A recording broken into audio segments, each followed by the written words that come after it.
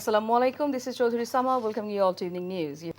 Government and private offices, including banks, reopened on a limited scale on Wednesday after a 5-day break, including 3 days of general holidays and cut-in curfew time clamped across the country on Friday to contain violence amid student protest for quota reform in public service. Although the number of privately owned vehicles and buses plying the roads in the morning was low, rickshaws and CNG-run auto rickshaws were large in number. The city took almost a normal look with increased traffic, movement of people and reopening of shops and offices. On Tuesday, the government announced that the offices will remain open from 11 a.m. to 3 p.m. on Wednesday.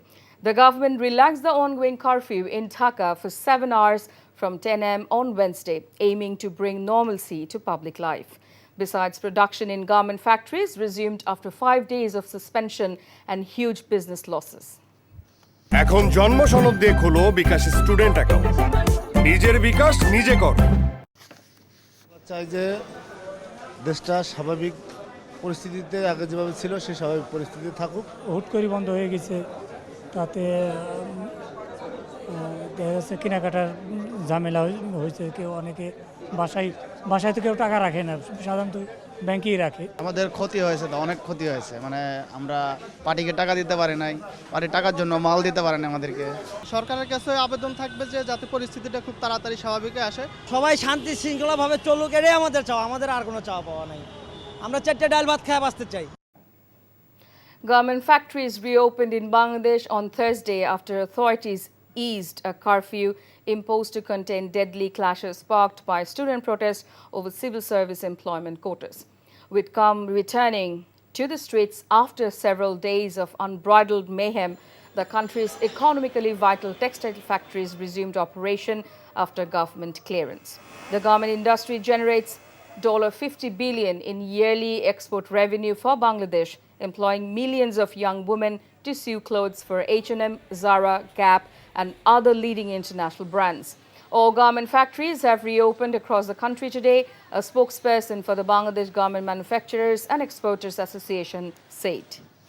এখন জন্ম সনদ দিয়ে খোলো বিকাশ student account নিজের বিকাশ নিজে কর Broadband internet services have been partially restored in selected areas following a 5-day nationwide blackout triggered by violence centered on quota reform protests.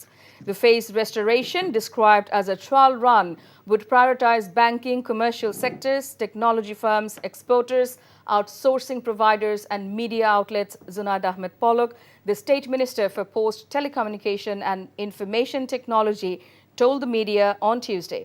Pollock said full internet service would soon be reinstated across the country. When questioned about social media access, he was unable to specify the extent to which social media platforms would be accessible. Regarding mobile internet services, Pollock said further information would be provided on Wednesday, according to media reports. Two members of Kuki-Chin National Front KNF were killed during a raid by joint forces in Shoikotpara area of Bandarband's Ruma Upazila today, said a press release of the Inter-Services Public Relations Directorate. The release said the team also recovered arms, ammunition and other items. A joint drive is underway since the robberies of Shonali and Krishi banks in Ruma and Thanchi on April 2nd and 3rd. Members of BGB, RAB, police and ANSAR are taking part in the operation coordinated by the army.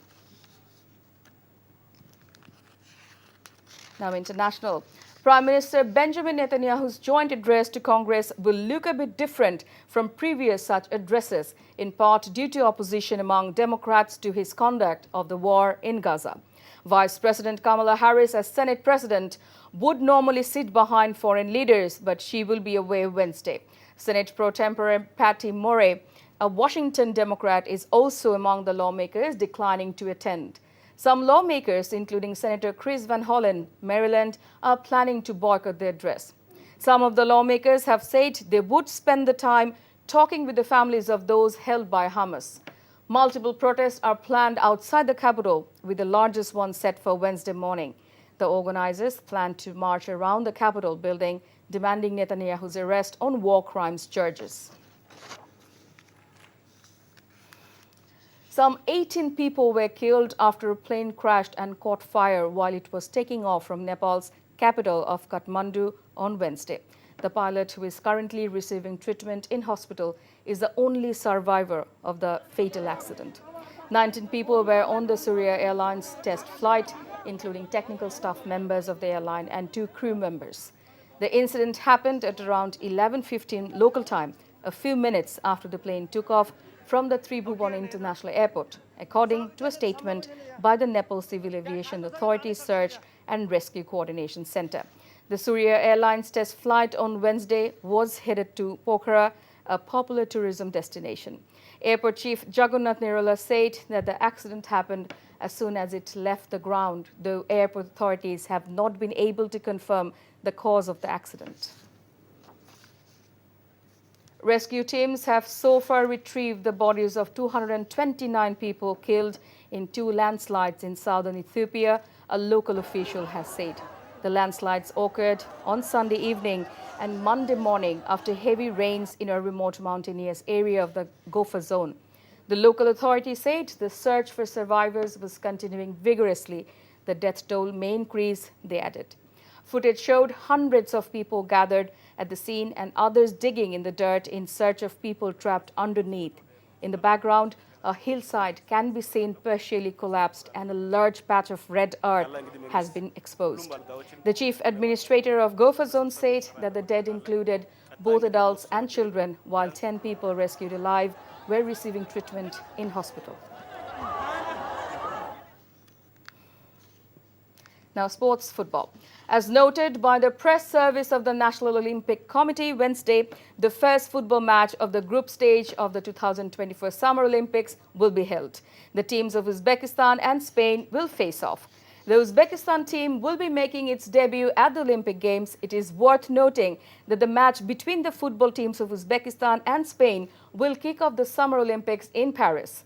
The match will take place on July 24 at 7 p.m. Bangladesh time at the Parc des Princes Stadium in France. 2-time goal winner Argentina is also set to face off Morocco today. And France will take on USA at 1 a.m. Bangladesh time today.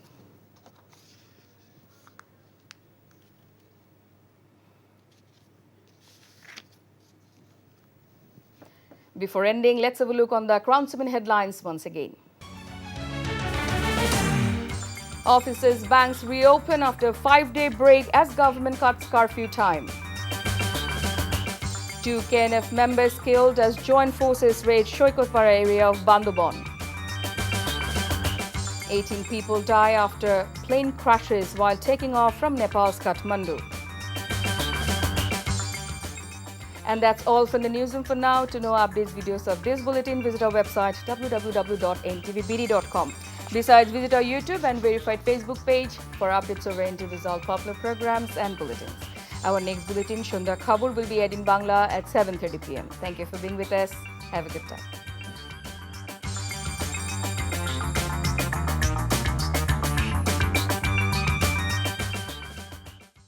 এখন জন্ম সনদ দিয়ে খোলো বিকাশ student account. নিজের বিকাশ নিজে কর।